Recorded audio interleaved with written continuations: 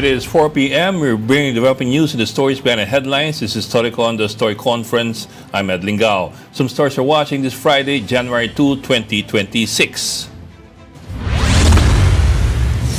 Bicol Saro Party List Congressman Terry Ridon has denied Batangas Congressman Leandro Luis's claims that lawmakers received a 2 million peso Christmas bonus after ratifying the 2026 national budget. Ridon says the funds are part of Congress's maintenance and other operating expenses, or the MOOE, and are meant for official activities and not for personal use. He adds that the funds are regularly released regardless of how lawmakers vote. Meantime, Assistant Majority Leader Representative Zia Alonto Adjong debunks rumors of a coup or leadership threat in the House, saying the chamber remains stable and united. In other news, NAIA passengers are starting to arrive back in Metro Manila after spending the Christmas and New Year holidays in their provinces. Authorities expect arrivals to increase from the weekend through Monday as work and classes resume. Meantime, provincial bus arrivals at the Parañaque Integrated Terminal Exchange, or PTEX, have been steady since Friday morning. Terminal officials say foot traffic could peak until January 5. And e-bikes and e-trikes are now banned from major highways in Metro Manila starting today, January 2. The ban covers EDSA, C5, Ross Boulevard, and Quirino Avenue, Magallanes area due to road safety concerns. The Land Transportation Office says violators will be charged and may face fines and possible impounding of their vehicles. Officials stress that the measure is not an absolute ban on e-trikes, but a temporary step while more comprehensive joint guidelines are being finalized. And joining us in a bit will be our Triple P or maybe 4 Ps, our Prize Political Pundit Rol Llamas, pero wala pa siya sa Zoom. Pero we now already have from the Philippine Star, ang kagaling lang sa kanyang bakasyon, ang ating editor-in-chief na si Ami Pamintuan. Hi everybody, Happy New Year! Happy New Year, Ami! Hindi ako nagbakasyon Ang nagbakasyon yung support team dito. Nagbakasyon siya umuwi sa lang ng maaga. Nagbakasyon siya sa Umuwi lang Storycon. ng maaga. Wala kaming bakasyon, umuwi lang sila ng maaga. Kaya Okay. walang mag-aano sa akin dito. Low-tech ako, low-tech, di ako pwede. Okay, a qualified vacation din. O, yun. Qualified vacation. Yun. Dire-diretso sa Philippine Star. Ami, Oo nga. what's your big story for today, January 2, the second day of the year? Sabi ni Senate President Pro Tempore, Ping Lacson, wag daw sanang mag-waive. Sabi niya, he's hoping for an intensified campaign.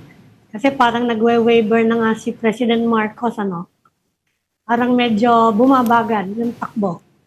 You mean against corruption? Against corruption. At nakahanda daw tumulong ang Senado, yung Blue Ribbon, I guess, doon sa tuloy-tuloy na kampanya. Mm-hmm. But I suppose that depends on anong magiging direksyon ng ICI. Are they planning to resuscitate the ICI? Kasi beginning nung isang araw, wala na rin si Pajardo, ang second commissioner. Wala na siguro yung ICI. Kung sakasakali, you will have a new law creating a new body. And in the meantime, iniintay natin mag-surface si Ombudsman Remulla, biglang nawala nung holidays. Oo nga Baka nagkasakit or something, Tingnan natin. Tina-tighten, di ba? Sabi niya, he wants tighter cases against those in flood control. Kaya tiningnan natin pag lumabas siya uli. Puro si Miko Clavano. Oo nga. Saka of course, yung debate over Christmas bonus ba yan o hindi? Well, a lot of interesting things have come up about that Christmas bonus. Of course, you have Terry Ridon claiming it's MOOE, the controversial maintenance and other operating expenditures, which, by the way, if you recall nga from a decade ago, hindi siya audited, hindi siya liquidatable. Siguro tingnan natin yung unang-unang reaction dyan, si Ronnie Puno Mm-hmm. He's the senior speaker, Deputy Speaker. Yeah, Senior Deputy Speaker. Deputy Speaker, sabi niya, I think yun yung pinaka-honest na reaction doon eh. Sabi niya, nirelease yan during this season dahil kailangan daw ng mga congressman ng panggastos paano kung magpa-party daw yung barangay captain at saka yung it's for Christmas, hindi ba? It's an additional kasi yun ang impression niya na, ni Leandro Lebiste. It's for Christmas expenditures. So Christmas bonus tawag niya. Whether you spend it for yourself or for constituents, yan ang tawag niya ron. Although, may binabanggit si Lebiste in an earlier interview na inaalmahan niya itong supposed Christmas bonus as early as October. Hindi, meron pang isang, several checks yung pinakita niya eh. Noong October, meron din daw na di ba, yung isa pang check, 1.5 million yata yun. Na parang regalo, tawagin natin, or whatever you want to call it, na kasabay nung timing nung pagde-deliberate dun sa budget. So hindi yan kasama sa Christmas Hindi bonus. siya actually apart pa siya dun sa 2 million Ngayon pag pinakinggan mo yung yung reaction ni Pantaleon Alvarez diyan sa budget yung dagdag na yan. Tingnan meron din siyang reaction tungkol naman dun sa sinasabi rin ni Leandro Lebiste talaga. Sinasabi niya yung 10 billion daw na kinikriticize niya yung additional na pondo ng House, budget. Ang sabi, talagang sumasakit ang ulo ko pag tinitingnan mo yung description. Sabi ni Pantaleon Alvarez, hindi naman yan increase eh. That's the difference between what was proposed in the National Expenditure Program and what was approved doon sa GAB, yung General Appropriations Bill. Anong tawag mo doon? Sige nga, Well, tumaas naman. anong pagkakaiba ni difference saka ni increase? Wait. Parang yung debate yan over for tweet, Yeah. Well, 10 billion ba? 8 billion ang tinaas? Parang from 10 billion ang tinaas, dagdag. Additional, that's not the di ba final. from 10 naging 18 or thereabouts, mga ganun? Hindi. 18 or something, nadagdagan ng 10 billion. Nadagdagan siya ng 10 billion. Hindi siya nadagdagan. Nagkaroon ng difference. Okay, let's use their terminology. It's the same ba na? Nagkaroon daw ng difference between the NEP and the final GAB. But Ayan, hindi increase siya.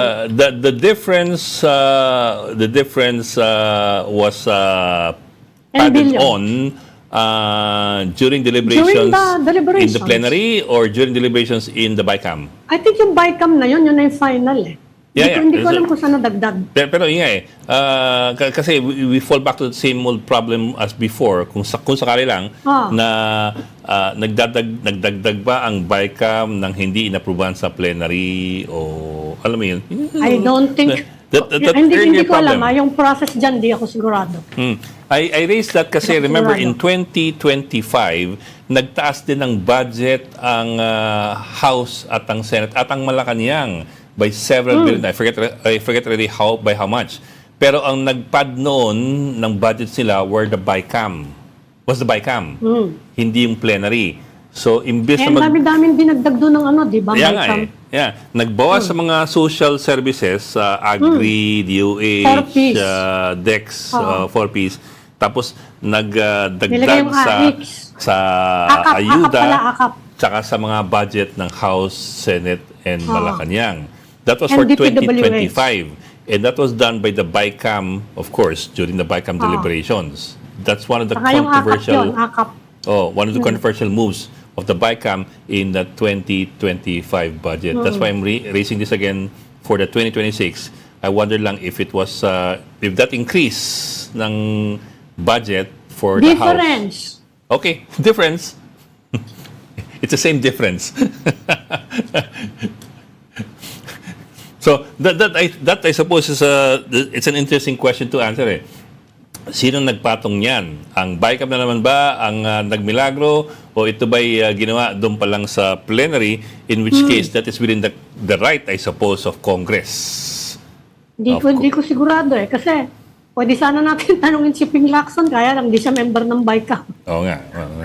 Well, let's see later. Pero nga, those are questions that have to be raised kasi nga, we've had the same problem or we might have had the same problem as this year's budget.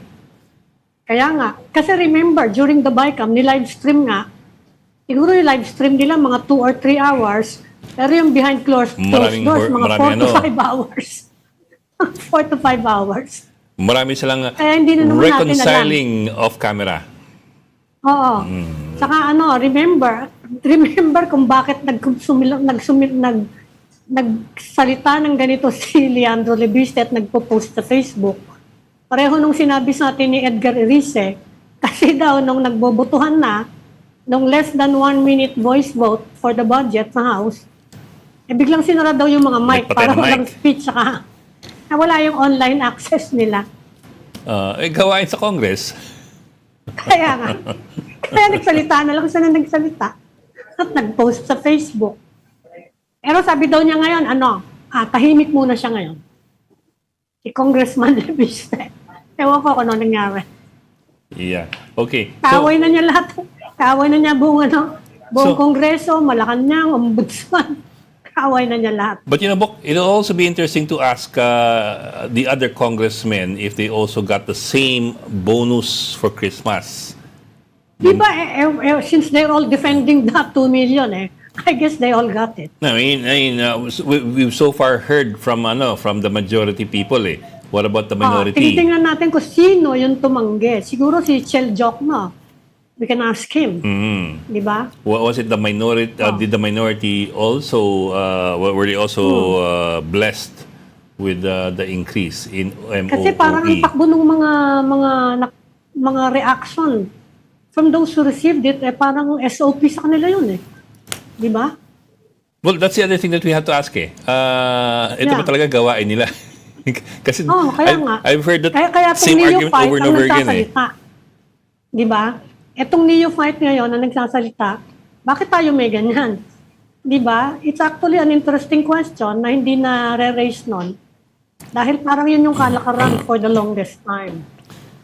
And also, under what category does it fall? Is it under MOE? Kasi depending on where that money went into or went through, that will, I suppose, determine kung ano yung mga patakaran sa pag-liquidate kung meron man. Yan na nga. Kasi Yan ang nga sinabi ni Deputy Speaker, si Ronnie Puno, na subject naman daw yan to audit, although may natatandaan ka bang in-audit ng mga ganyan? Ed, binabantayan din naman natin yung budget, di ba? Yeah, pero ang tanong, ang lumalabas lang kasi yung isyong yan pag pag flinag ng COA But yun nga, but Bok, we go back to that nga, di ba? Remember, in her program before, si Winnie Monsod talking to, I think was it Grace Pulido Tan she was talking to, basta COA commissioner. They were talking about this joint resolution of Congress declaring na yung MOE ng legislators need only be certified as having been Yan spent within the bounds of the law. In other words, hindi siya auditable. Okay. Yan ang kailangan linawin natin. That was a controversy before Matagal na I had to check up. Pero si Ping pa nga yung nag-author ng resolution So that was controversial then That was more than 10 years ago, if I recall correctly. It was a joint resolution. Merong sektor ng gobyerno na hindi auditable?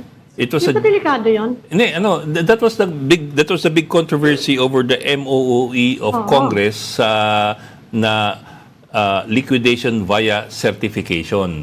It's liquidated only through a certification parang by hindi the ba na-resolve congressman. yan, Ed? Hindi ko lang matandaan kung paano na-resolve. I don't think it was ever resolved. Ganun ba? Which is something I think we should Kailangan ask. pala magtanong tayo ng auditor. Which is Dapat something I think we should ask about. Heidi Mendoza, ang tanongin natin. Si Heidi Mendoza, we have to ask her. Kasi that goes... Kasi parang na-resolve yan kasi nagkaroon ng iskandalo over that, di ba? Nagkaskandalo pero hindi ata na-resolve kasi... Kaya mahirap intindihan yung budgeting process I think that was also one of the reasons kung bakit nawala yung the chiefs. Because they brought that up. tanungin natin. Dapat imbitahin natin si Heidi Mendoza. Ah. Oo, Sige. yan. Those are many other things that we want to talk about and ask about kung ito ba ino-audit. Kasi it is not to say naman na yung perang yan wawaldasin. We don't know that for a fact yet eh. Kasi you may have congressmen who got the 2 million and used it wisely if it's MOOE for their Ano yung wisely? constituents. Define wisely. But kasi it's all Hindi, sabi ni Ronnie Puno, para daw sa Christmas, mga party with the barangay captain, para daw sa health activities related to, the holidays, ganon. But you see, his description kasi runs the gamut of how you can spend for your constituents. Pwedeng pangwaldas sa mga party o pwedeng panggamot ng mga constituents. Diba? Kaya So it now becomes a matter of Kaya nga, nirelease siya for the holidays. It's spending money for the holidays. Kaya yun ang tawag ni Leandro Lebiste, Christmas bonus. Oh, yan. Kaya, we need someone to clarify exactly. Baka pati yung mga congressman ang tingin nila, they can do whatever they please with the funds.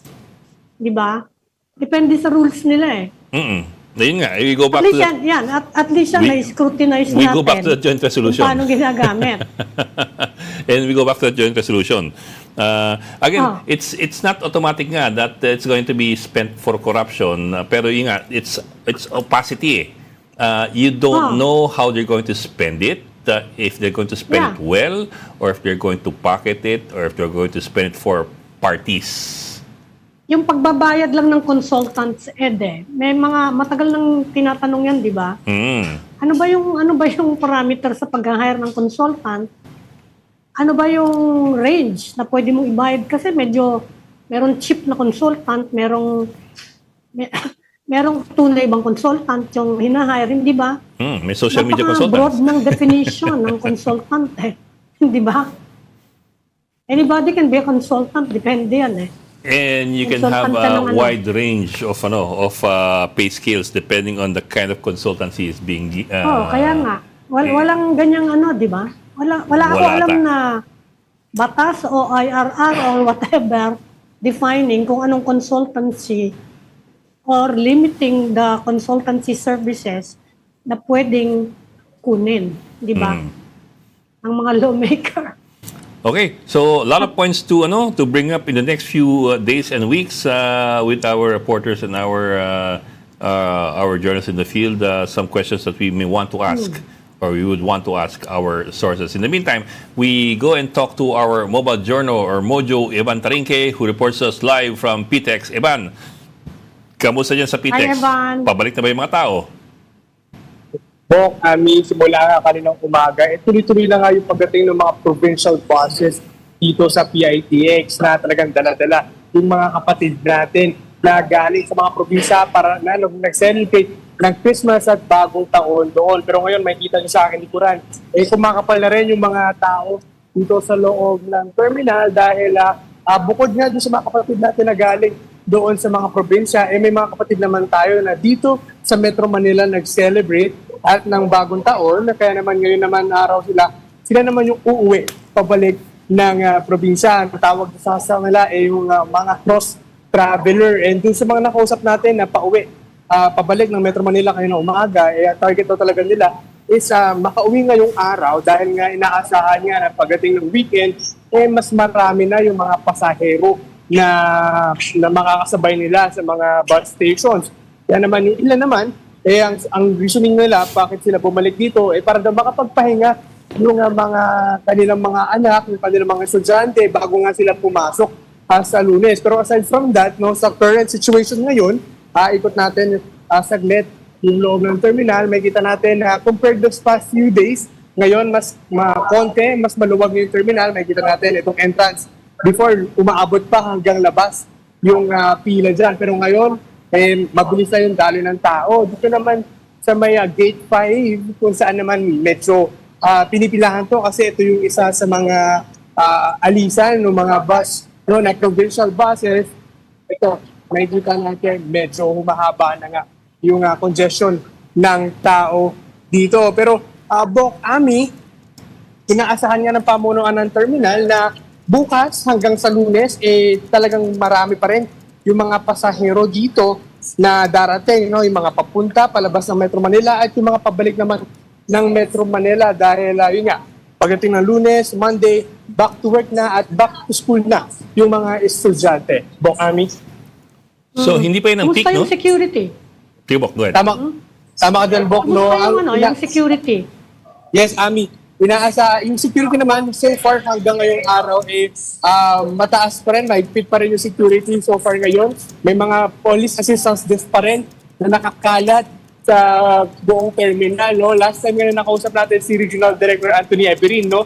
Chinek natin kung may minomonitor ba sila ngayong holiday season. Since yun nga, peak ng mga tao sa mga terminal.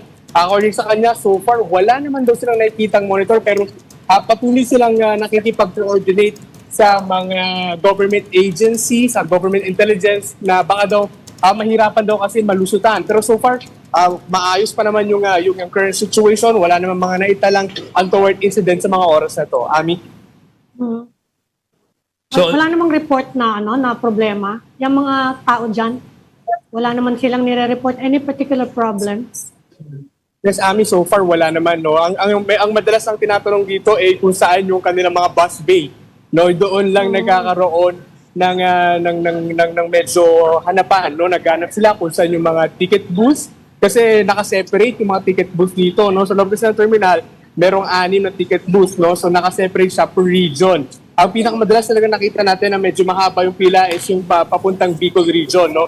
Yung papuntang Camarines Norte, Bicol region, no? Yun talaga medyo mahaba at talagang blockbuster yung pila, no? This past few days nakita rin natin medyo humaba rin yung pila doon sa may papuntang Quezon, Laguna. No, yung line na yun, nakita rin natin humaba. Pero so far, aside from that, no, wala namang nasasabi or naitatalang mga untoward incident ng kawan. Pero yun nga, patuloy na pinapaalala ng mga otoridad na laging bantayan yung kanilang mga gamit, lalo na ngayong peak season ng mga pasahero sa mga terminal, talagang mahirapan na at madali na raw magkasalisihan. Bok, Ami? Van, balikan ko lang yung tanong kanina. So, hindi pa ito yung peak. You expect the peak to be sometime during this weekend? Possibly siguro Sunday, no? Kung magla-last minute yung mga taong bumalik ng Manila. Tama ka dyan, Bok. No? Talagang iniisip nila yung peak talaga ng pasahero is over the weekend. No?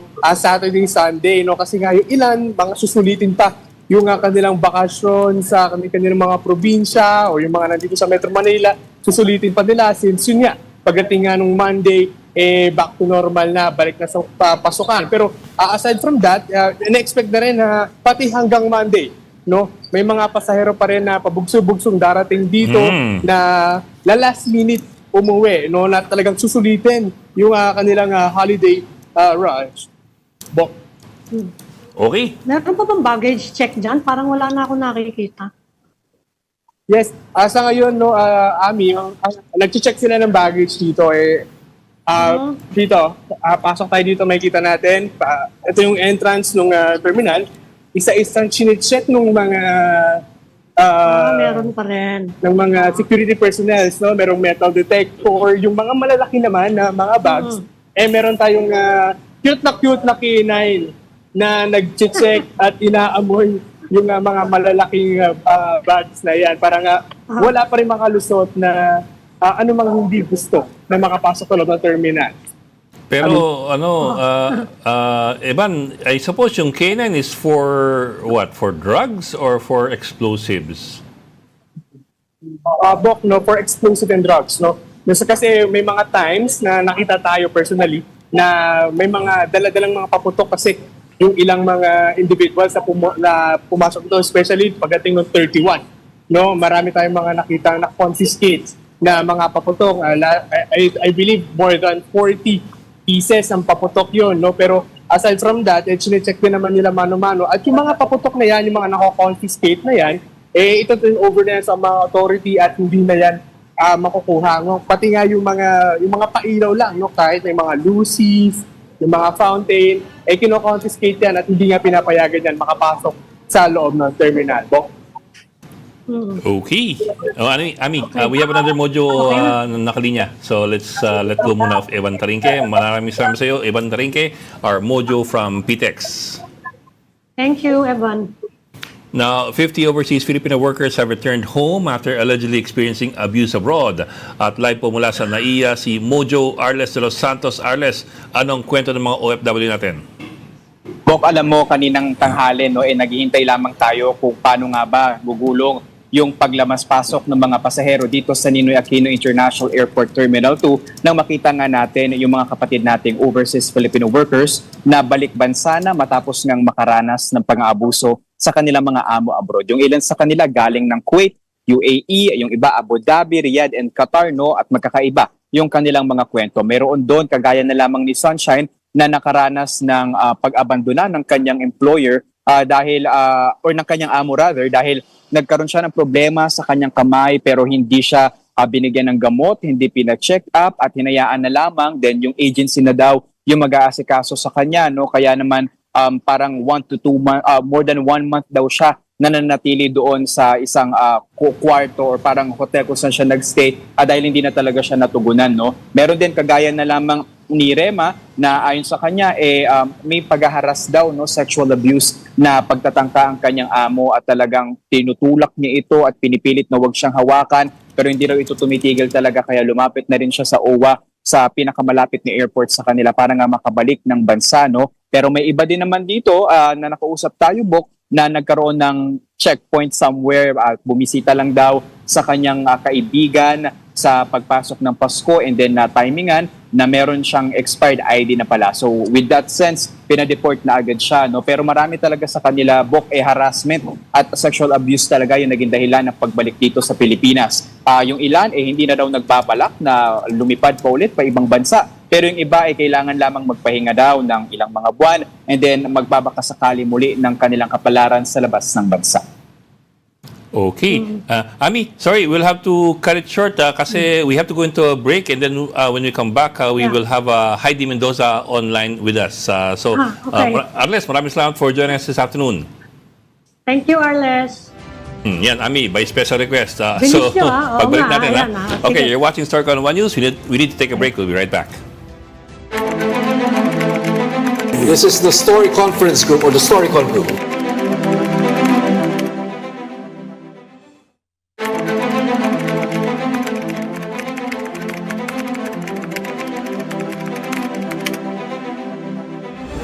You've got developing news and the stories behind the headlines. Welcome back to Storycon, the Story Conference. I'm Ed Lingao, and of course with us, Ami Pamintuan of the Philippine Star. We bring in former COA Commissioner Heidi Mendoza. Ma'am, maraming salamat for joining us this afternoon at ang bilis po ng response niyo. Thank you po. Happy New Year po. Ay, hello. Ay, oo, Happy New Year, Ed and Ami. Happy and New Year of course, po. magandang hapon. Yes, ma'am. Magandang hapon sa inyo at sa lahat ng inyong taga-subaybay. Yes, ma'am. Well, just to qualify lang po, of course, you've retired from COA several years ago na. So you can only speak to us. 2015, 10 years. Opo, Oo. you can only speak to us from what you know from practices from before.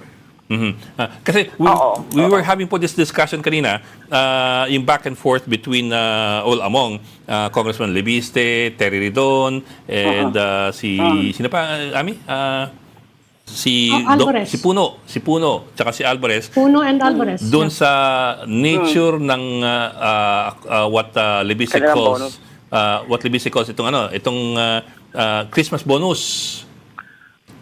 Na ayon kay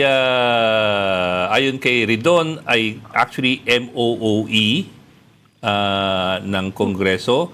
Ayon naman kay Puno, ano sabi ni Puno, Ami? Para daw naman sa mga mga gagastusin nila, halimbawa kung magpa-party daw with the barangay captain, Christmas party, ganun. So may ganoon. So hindi klaro sa amin, and I suppose hindi klaro sa maraming tao. Okay. Paano yan? Okay. Mukhang parehas pa naman. Kasi nirelease siya for the holidays Nirelease siya Okay, timing with the holidays.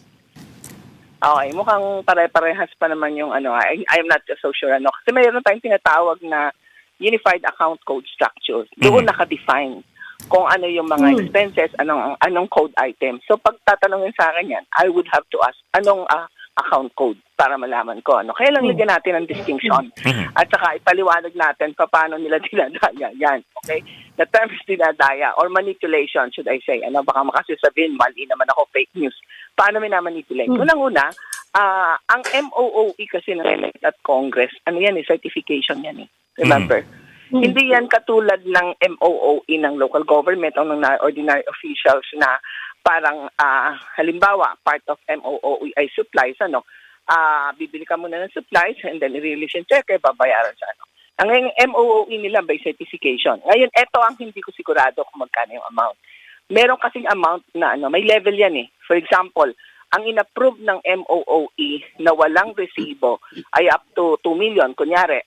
I'm saying kunyari kasi hindi ko na alam ang level nila.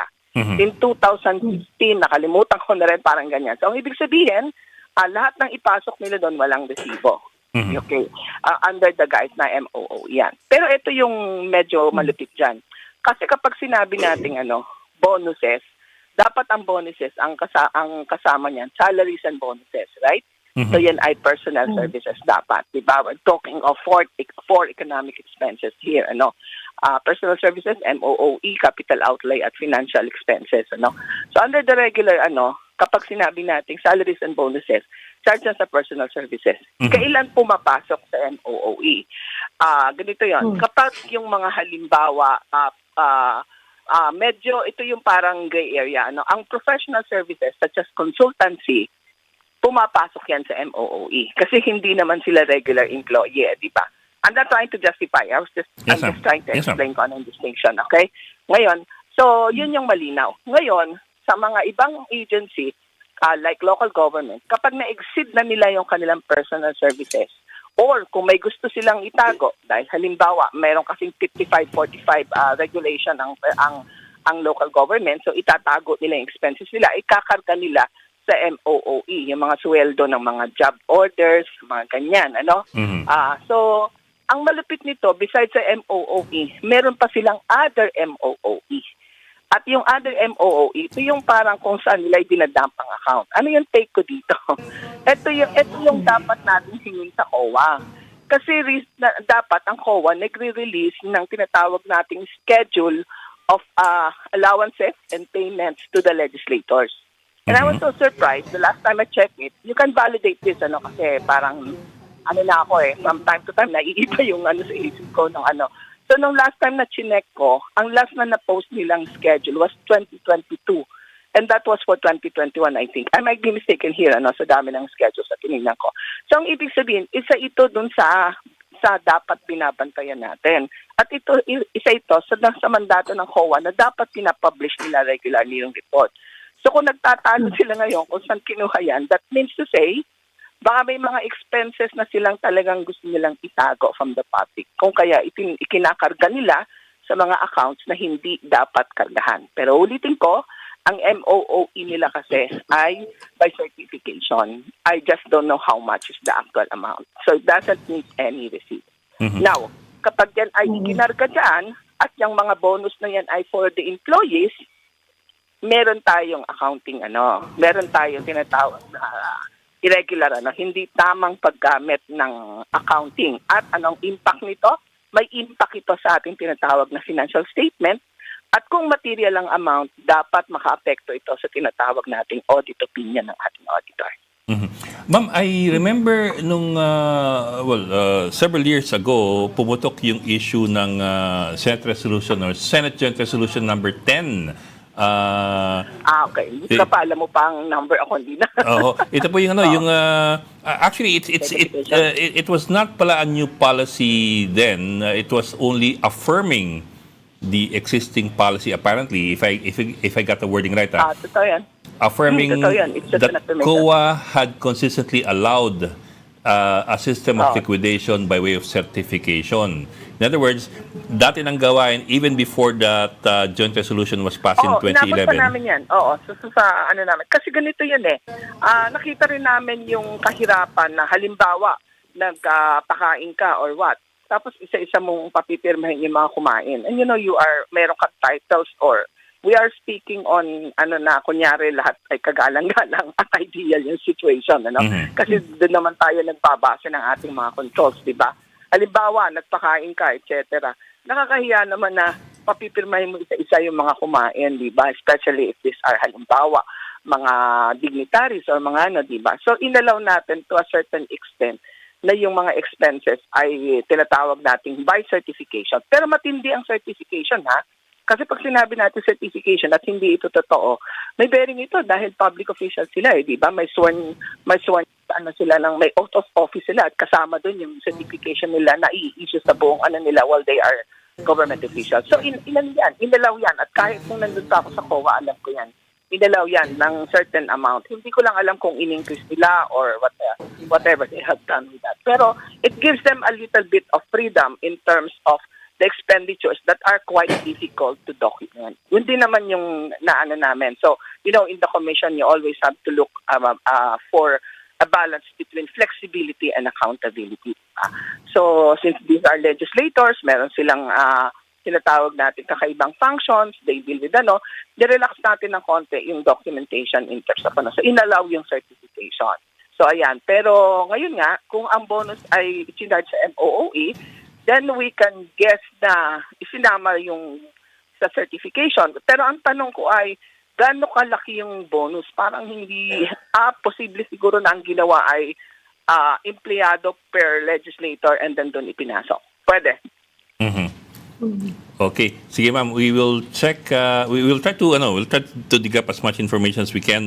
Actually, we also have Toby Chanco coming in a few minutes, so we'll also get more details from him. But ma'am, maraming salamat po for that clarification and qualification. I-follow up ay yung Siguro ang pwedeng i-follow up yung schedule of allowances and na dapat pinapublish regularly ng commission. It is about the allowances and na expenses and allowances being received by the legislators. There is supposed to be a schedule on this, and that is supposed to be posted in the Commission on Audit website. Habol ko lang yung consultancy ba, merong doon? Merong limitations ba ron? Meron ho tayong limitations in terms of the amount. Magkano yung limit or max na pwedeng ibigay na cost ng consultant. And then meron din ho yung meron din yung tinatawag nating parang criteria. Halimbawa, ito yung natapos mo, may doctorate ka, may masteral ka, ito yung level mo. Meron po yan. Pero naman din, meron din yung tinatawag natin na work accomplished. May mga requirements din po ito. Base sa ating batas. Okay. Maraming salamat po. Former Co-Commissioner Heidi Mendoza. Thank you po. Thank you, ma'am. Salamat po, salamat. Okay, I mean, like I said, we are also bringing in. Okay, we're calling Toby. him right now. Pero we will be talking in a short while to Toby Chanco, Congressman Toby Chanco, of course. So we can ask him kung siya nakatanggap nitong Christmas bonus o MOE o Christmas party funds. Or whatever it's whatever called. you call it. Okay, we're waiting right now for Toby to pick up. Sir, if you're monitoring, we're trying to get in touch with you right now. I understand they were texting a while ago. Oo. Pero sabi nga ni ni former Com Heidi, it's yung Senate Concurrent Resolution number 10 of 2011 affirms that Reaffirmed ang kalakaran. Oo, hindi siya declaration of new policy. It only put in black and white ang kalakaran for the longest time. Na certification. That COA has consistently allowed the current system of liquidation by way of certification in recognition of the, and we quote, delicate and unique nature of legislative operations. So, Saka meron diyang presumption na matitino yung legislator mo. well, Yan ang sabi niya. Di ba? Yan ang implied dun sa sinabi niya. Sorry, I had to laugh at that. But anyway. But you know what I mean. Of course, we're all working with the presumption of regularity, but nothing is ever regular in this country. If there is anything regular in this country, it's everything is highly irregular. Oo. Wala So, pa ba siya Congressman? yun. Yeah, we're still waiting Yan na siya. Ayun na ba? Hi, Congressman. Sir, can you hear us? We're still calling, Bok. We're still calling. Hindi pa. So, yun. But also, as per former Commissioner Heidi Mendoza, ang sabi niya,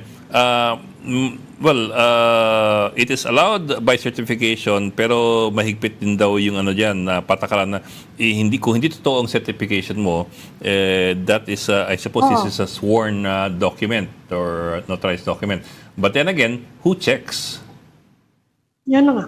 Kasi, Saka merong yung sinasabi niya, schedule of allowances, kailangan i-publish regularly. sabi nga niya, bantayan natin schedule Diba? allowances, pero medyo hirap din i-check din niya. You have 312 Hindi, kung congressmen. ipapublish ng COA, at least meron makakapag-check, You have 312 congressmen. Marami naman accountant dito, madali nila. And then 24 senators. Ano naman nila yun? I'm sorry, but we shouldn't only be looking at the congressmen, we should also be looking at the senators as well. So you have those. And we're still trying to get in touch with Congressman Toby Chanco. I thought we were already, Oo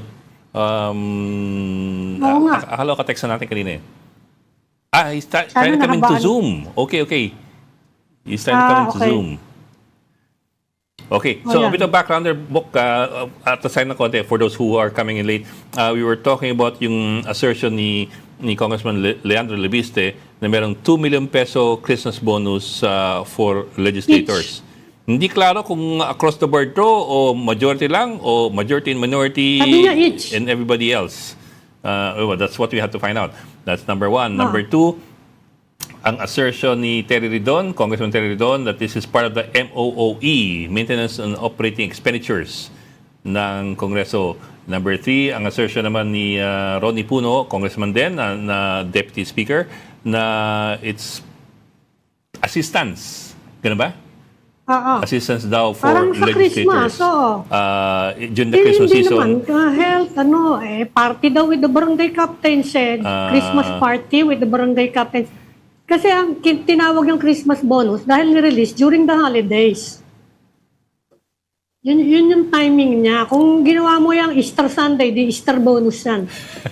Kaya tinawag na Christmas bonus, ni-release niya yung Christmas. So buti pala hindi February na hindi naging Valentine's bonus. Yun, yung gano'n, hindi ba? O election bonus, kung Mayo, hindi ba? Kaya niya tinawag na Christmas bonus. Kaya kung meron silang mga additional funds daw yan, yun ang sabi ni Ronnie Puno, it's additional funding. Additional funding to assist legislators in their Yung what you mga might call activities legislative work. during the holidays. Kaya sa Christmas bonus, yun ang tawag din. Kaya nga nag-ano tayo eh. Para kayo sa fourth tweet, yung ating mga argument. Yung mga diskusyon natin sa fourth tweet. It is how you define the words. Oo. Kaya nga, kung July yan, nag-education bonus yan, di ba? Kung June or July. Dahil tumama siya ng holiday, tinawag na Christmas bonus. Ngayon, saan mo ginamit? Siyempre, dahil holiday, Christmas activities. Is that a Christmas bonus or it's not an Easter bonus? Kung regular yun na ginagawa ng saan tayo papunta ngayon kung sasabihin nila na yan ang ginagawa namin lagi? But I also do recall that there were several times in the past when the speaker had released money in time for the Christmas season for Kaya legislators. nga, di bonus yun, di ba? So, but yun nga eh. Unless naka-specify sa mga privileges na nila na tuwing Pasko, meron kayong bonus na ganyang kalaki. Saan siya nakapailalim? Actually, yun ang magandang tanong. Ganun ka-regular yun. Saan siya Kaya nakapailalim? lang naman siya nagiging ngayon dahil ngayon lang natin nabalitaan na may ganyan pala. Kasi if it is a Christmas bonus as we know it to be as employees, then it should come under Ayan na personal nandiyan na expenses. si Congressman Chanco. Ayan si Congressman? Nandiyan na siya. Hi, Congressman. Yes, sir. Ayun. Yes, Ma'am Ami and Sir Ed. Yan. Hi, sir. Happy Magandang New Year. hapon. Happy New Year. Happy New Year. Happy New Year. Yes. Sir, binuburi rin namin tong Christmas bonus na to na siniwalat ni Congressman Leviste at ang sabi niya, by implication kasi lahat daw ng congressman nakatanggap.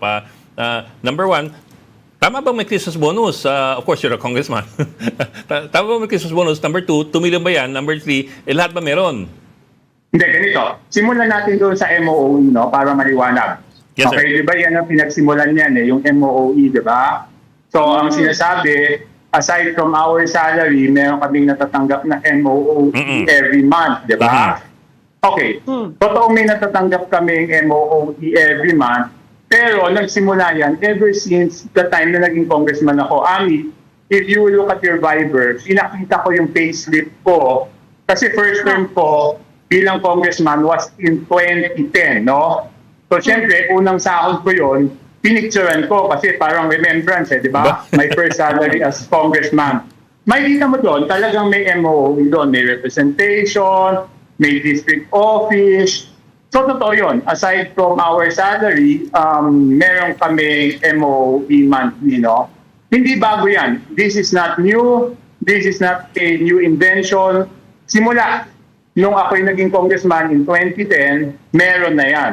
So, it has, sa lahat ng administrasyon. So, yung 2010 was the administration of former President Pinoy.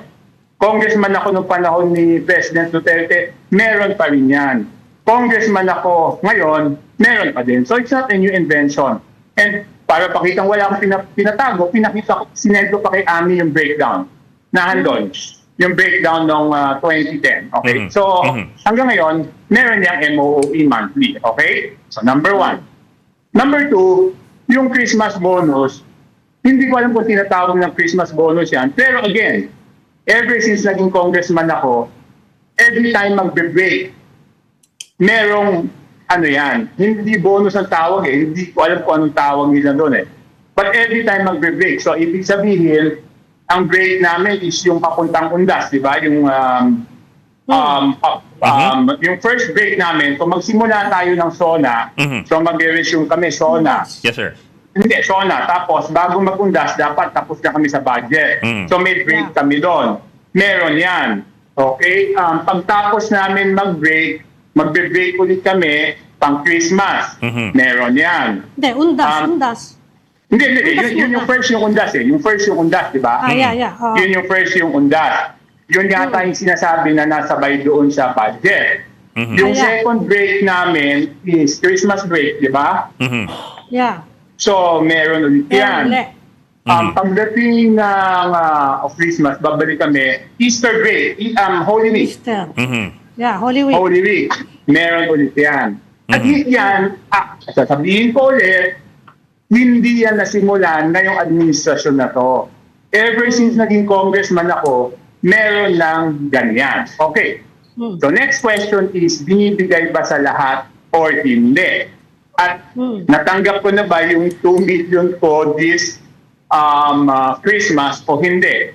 So yung akin, hindi ko alam kung kasama ako dahil wala naman akong natanggap. Sir, wala ka natanggap for Undas or for Christmas or for both? Hindi, yung Christmas na sinasabi mong, yung Christmas na sinasabi yung 2, wala akong natanggap. Nabudol. Okay. Hindi ko alam kung wala pa akong natanggap or ano. Ngayon, is it given to everyone? I would think so. And it should be. It should be. Pero sir, what Pero yung would mga it be? nakaraang taon, magkano? Okay. Hindi, yung meron ako isang beses na hindi ko natanggap. Pero I didn't make a big fuss out of it na eh. Yung break bago mag-eleksyon, I mean, hindi ko alam kung sino aamin doon sa mga hindi pumema sa impeachment. Lahat ng hindi pumema sa impeachment, hindi release yun. No, magtanong kayo no. Siyempre yung mga pumema, nakatanggap yun. Hindi naman aamin yun, di ba? Oo. Pero, I mean, dapat yun regular eh. So, dapat yun whether pumema ka sa impeachment o hindi. Yeah. Kasi break noon ng February 5, dapat meron. Pero hindi na, I didn't make a big fuss out of it anymore. I mean, Pero sir, bakit papalaking pa yun? Sir, how much are we talking about here? Are these pare-pareho for each break o iba-iba depending on the breaks? Depending, hindi. For each break, I think nasa 1.5. Oh, each break gets 1.5 M. 1.5 If I'm correct, average. hindi. Parang ang tanda ko yung huli, noong bago mag-undas, tanda ko 1.5 yun. More or less ganun Hindi naglalaro tama yun. kasi, ano? Check yun, check. More or less, doon po Tama naglalaro si yung Lista. amount, more or less. Oo. Hindi, yung Christmas, hindi ko masabi kasi wala pa akong natanggap. Tapos sir, what exactly is it? Or what does it fall under? How did you find Sorry, it? Anong hindi ko- description? Hindi ko na na-check yung voucher na pinirmahan. Pero naka-voucher yan, no? So ang akin, ang panawagan ko sa house, no? Ang panawagan ko, let's be transparent about it. Ipakita natin, di ba? Because, sa tingin ko, hindi naman lahat yan, yung MOOE, alam ko yung description nun eh. Nakasulat doon sa MOOE na tinatanggap namin, parang district operational expenses, tsaka miscellaneous extraordinary something eh. Parang ganun eh. Oo. So yun yung monthly. Itong pag-break, hindi ko talaga matandaan. Pero pumipirma kami sa voucher doon. But Congressman, magkano yung monthly? Yung monthly, teka, kukunin ko lang. Can you wait? Nandito lang sa phone ko eh. Sandali. Sige. sige, sir. Hindi, pero Ami, Yung I think for Binigyan niya transparency. sa akin. Hindi ko hawak kasi yung cellphone ko eh. Okay, ganito ha. Simulan natin yung 2010 ha. Para transparent tayo. Yes, sir. Wala tayong Sige. ine-exempt, di ba? Noong Sige. 2010, ang basic salary ko is 52,779.80. Okay? Kano? Point? 52,779.80 ang basic salary ko noong 2010. Okay? Okay. Pag pinota lahat ng district allocation pala tawag nila noong 2010. District allocation, ang total ng district allocation is 288,666.67. Okay. Yan yung total ng district allocation. So ang total noon is 341,445.47. Oh. Yun yung 2010, okay? Okay. Yung huling-huli, sandali lang, hold on.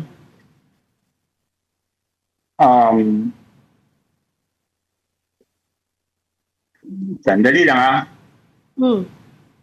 para accurate. Okay. Ang district operational expenses na huli kong natanggap for each district to, it should be equal, diba? Is 718,670 Monthly yan, ano? monthly, okay? Oo. Tapos, merong extraordinary and miscellaneous expenses na 240. 240. Oo, yan. Tapos, ano yan? By certification lang yan or audited? Hindi, ano yan? Parang it's the same thing. That's why I showed you the voucher. May voucher yan, yun yung title, and then we receive it. Oo. Yes, Hindi sir. siya sinasubmit sa COA. Ay, hindi ko na alam kasi di ba kami, ang amin lang naman, naka-check yan, naka-voucher. So, tanggapin namin. Yun lang, voucher lang pipirmahan namin. Sir, Oo. if I may, sir, I'll go back dun sa yung mga break bonus. Let's call them the break bonuses. Okay, Kasi okay. mukhang yun ang pinaghuhugutan Pero ni... Ed and Ami, itong break bonus, ever since unang naging congressman ako, may break bonus na yan. Hindi ko Okay, alam break kung may bonus. aamin lang. Hindi ko alam kung may aamin na meron na noon, pero meron yan noon. Pero sir, Okay. what is it for? Yes. I mean, kahit pa paano siguro, they told you naman what it's for? Or... Hindi, ang explanation on in my first term is kasi you will spend most of your time in your district, so may panggastos kayo. Okay. So, yun yung explanation doon. But in reality, itong is naka-check ito Yes, sir. Naka-check yan. So, may voucher yan. Yes, sir. And then, ito ay parang MOOE that's only liquidation by certification. In other words, we don't have to submit anything to Yan na nga. liquidate it. Hindi, wala kami sasabit yan. Oo. Wala kami Oo. sasabit. So it's up to you na. It's up to the congressman to decide whether to use it for constituency building or for whatever reason, for whatever expense.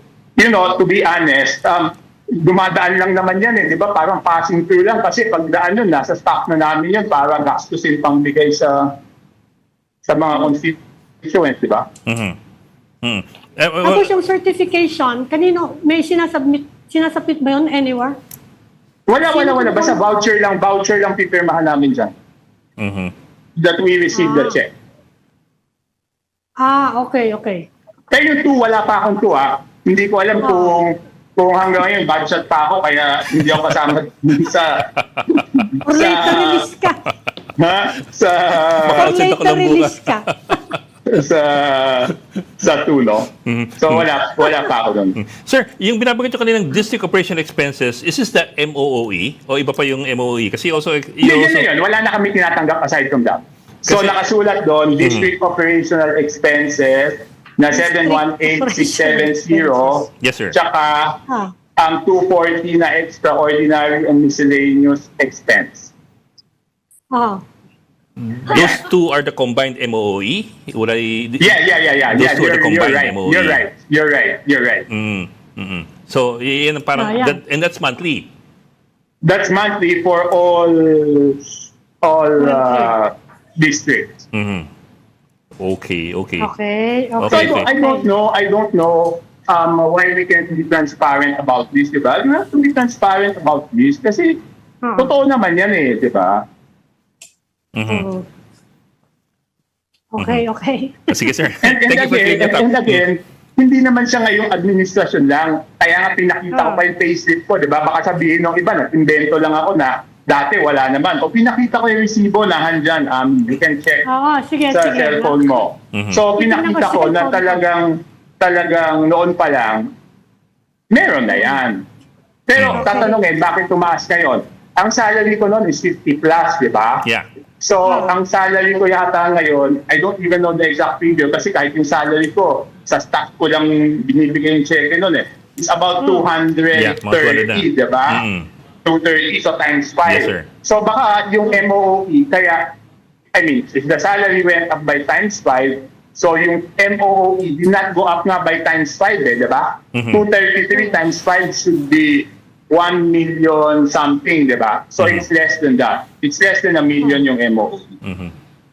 Tapos, sir, sorry, I'll just go back to very quickly lang I'll just go back to my question kanina. So, what you do with the money, of course, is all up to you. Kasi nga, it's liquidation via certification whether you use it well or you use it in a manner that is not consistent with good governance, of course, that's all up to the congressman. Basta walang liquidation siya. Wala siyang liquidation. No liquidation. Wala siyang liquidation. So,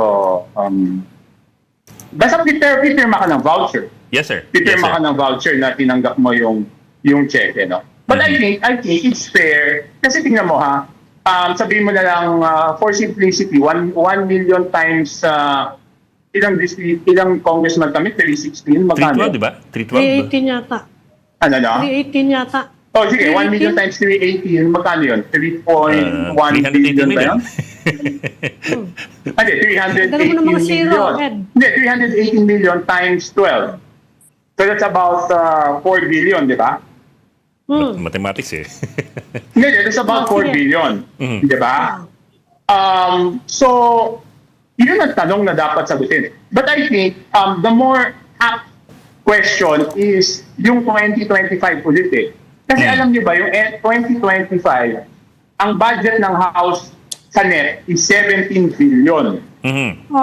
Sa BICAM, kaya hindi na kami nakapagtanong noon, noong 2025, yung budget ng House sa BICAM, dinagdagan ng 18 billion. Yes, sir. Yes, so mas malaki pa yung dinagdag kaysa doon sa original budget ng House, doon sa 2025 GAA. Kaya yung 17 billion noon, naging 35 billion.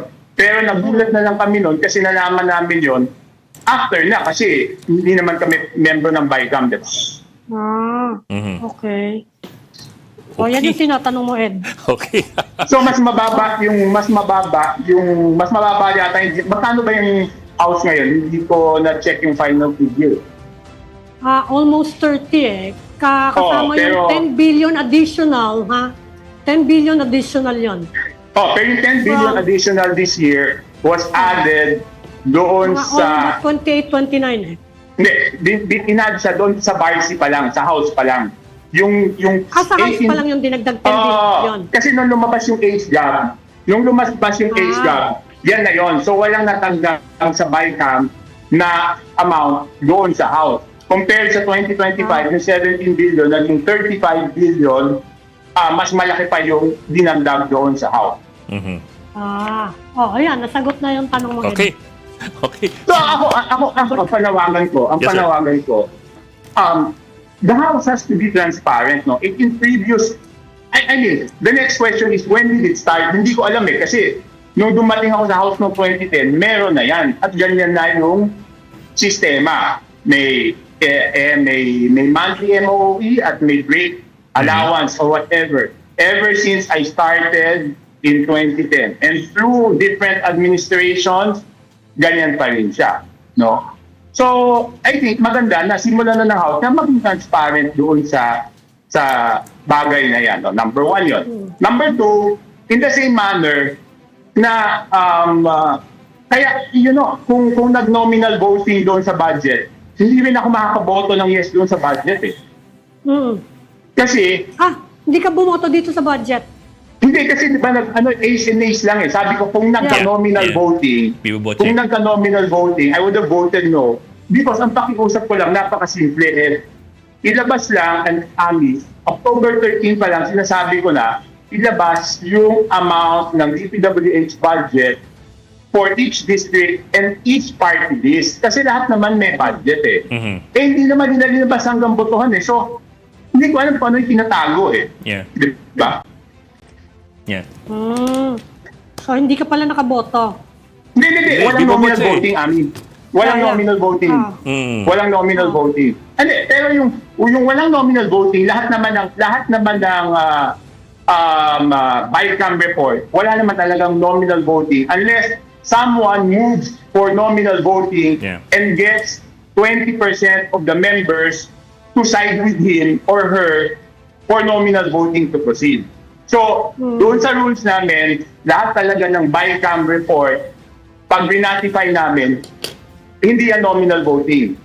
A's and A's lang yan, di ba botse lang. Unless Okay. someone presents a motion for nominal voting and gets 20% of those present to agree na mag-nominal voting. Okay, sir. Doon lang magkaka-nominal voting doon. Yes, sir. Sir, we really appreciate your your coming on board and being so forthright and transparent about things. Maraming salamat for joining us. Ed and Ami, not everyone will say what I say, but I will always say the truth, no matter what it is. Mhm. But Thank you. pero maraming salamat, sir. Unfortunately, we're already over Happy time, New but I'm Year. sure the Yes, other programs. okay. Happy New Year. I'm sure the other programs will also call you up. Happy New Year. Maraming salamat, sir. Ingat po. Happy New Year. Happy New Year. Okay, bye-bye. Congressman Toby Chanco ng Nabotas. So, ano pala siya? Tawag doon, break Break bonus. break baon. Break bonus. Break bound. Break, I call it Hindi, break gamitin baon. natin yung ginamit niya. Break bonus ginamit Diba? niya. So meron silang usually Undas bonus, Christmas bonus, at Holy Week bonus. The last Holy year Week remembered bonus. was 1.5 million. More or less, ganun daw ang patak. Except in some particular cases, sabi nga niya, na for example, yung hindi pumirma sa impeachment, hindi nabigyan ng bonus bago mag-break. Although kasabay yun nung break sa eleksyon. Mm. So meron din sila normally dapat na may bonus din. So, Yan yung adjournment for the election eh. So, yun pala yun. Okay. Teka, yan. nag-over Break tayo. bonus. Mok, we have to go na. Maraming salamat, Ami Pamintuan, for joining us. Biyernes sa Biyernes, umabol pa story. Okay, thank you, Ami. From the Philippine Star, our Editor-in-Chief, Ami Pamintuan. Jessica Happy Monday at New 4 Year. p.m. for the StoryCon. I'm Madeline Gao. Kapatid, we are One News, all sides, all the time. This is the Story Conference Group or the StoryCon Group.